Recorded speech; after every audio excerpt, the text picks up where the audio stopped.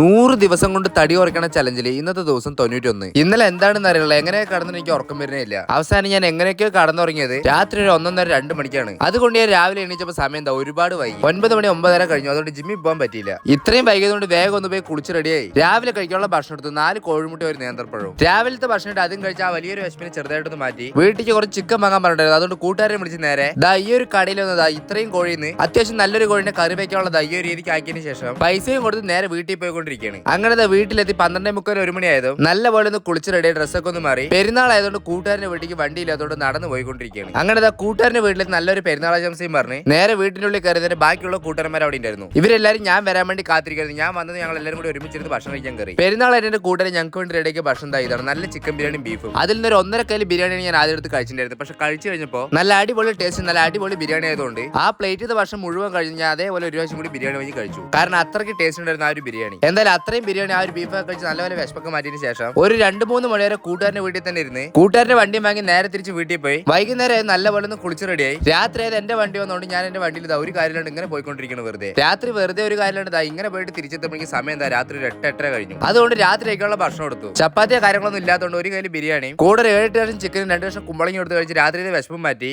എന്റെ ഈ ഒരു 91ാമത്തെ വീഡിയോ ഞാൻ ഇവിടെ വെച്ച് അവസാനിപ്പിക്കുകയാണ്. അതുകൊണ്ട് ഇനി നമുക്ക് എന്റെ അടുത്തൊരു വീഡിയോ കാണാം. അതുവരെ എല്ലാവർക്കും ബൈ.